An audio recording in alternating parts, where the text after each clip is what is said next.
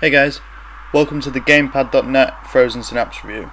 Now if you haven't heard of this game, it's a real-time strategy title developed by Mode 7 Games.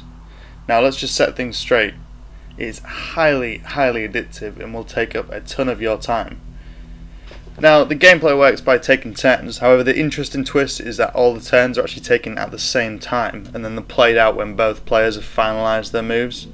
Now as a result of this you get a ton of tension as you try to predict what the other players are going to do. It's a really cool idea actually.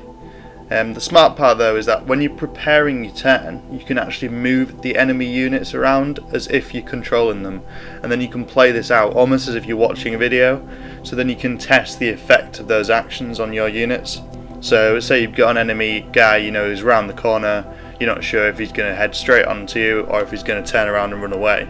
So you want to test out if he's going to head straight onto one of your units. You simply direct him in the same way you do with your own units and then play that out, and you can actually see what would happen to your unit if he did that. Now the way that that's cool is that you're constantly doubting yourself, thinking, oh, what is the enemy going to do? Is he going to do this? Is he going to do that?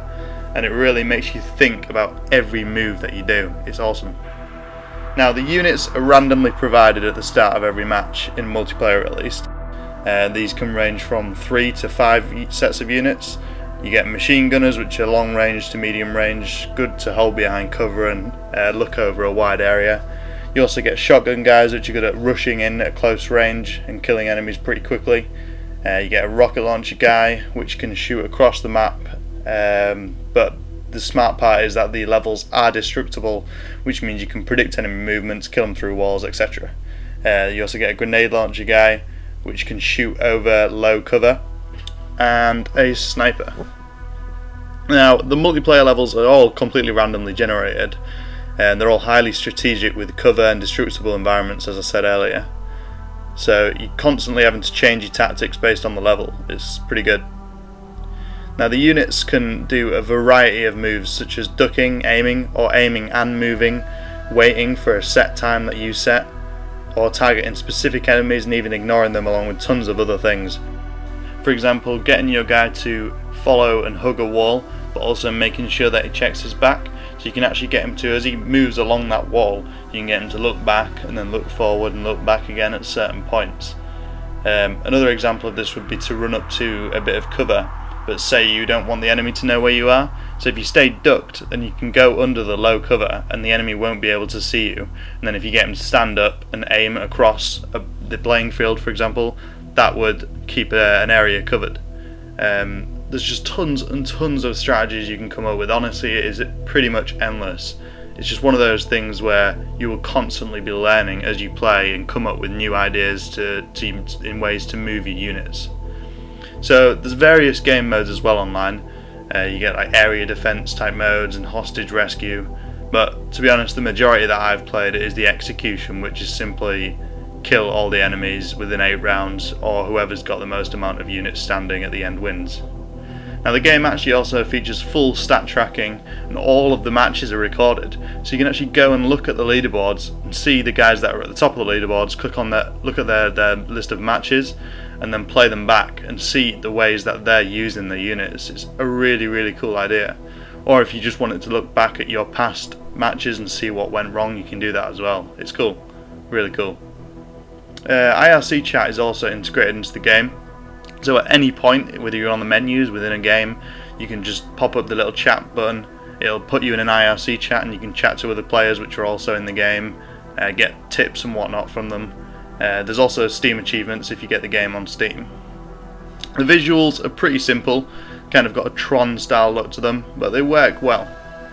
The soundtrack, however, is absolutely superb. I actually sit there and listen to it in my own time. It is that good. There is a single player campaign, and the good thing is that they didn't just create this set of missions which are almost pointless. There is actual character and a story to this, which is pretty cool, but I have to be honest, 99% of my time so far has gone into the multiplayer. It's just highly addictive and is clearly the way the game is meant to be played. So the matchmaking online is actually usually pretty fast.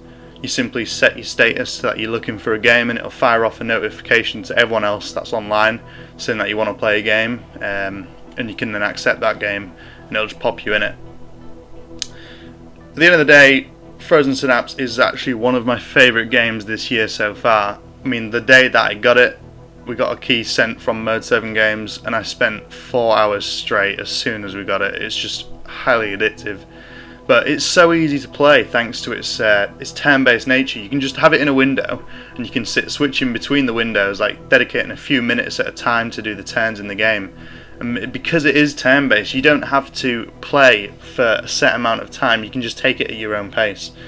So what's cool is, I mean, I often sit there just listening to the music in the background, playing the game, switching back to cruising the internet and whatnot, chatting to people online, and then jumping back into the game when a turn's been complete and I need to do my turn. You can even switch between matches as you see fit as well, so you can have multiple matches running at the same time. You can do your turn and then just jump into another match and do another turn, so you'll find quite a lot of players online will actually be hopping between matches quite regularly. And the game actually says in the top right whether that player is in your game or they're in a different game, online in the menus, or if they're actually just offline altogether. What's cool as well is that the game actually sends you an email if you're offline and another player takes their turn. It really is, you can't escape it, you just can't escape it at all. It is, as soon as you go offline, it is pulling you back in to play even more. It's great.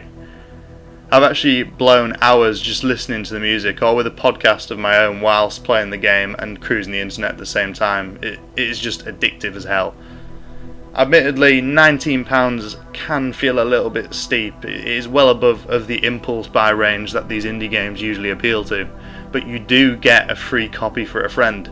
So what's cool is that if you want to split the cost with a buddy, then there's just no excuse not to pick this up, to be honest. It is one of the most unique and addictive games this year, and it's just a must for all PC gamers, especially if you're a fan of tactical strategy games. Just buy it, seriously, buy it. You are victorious.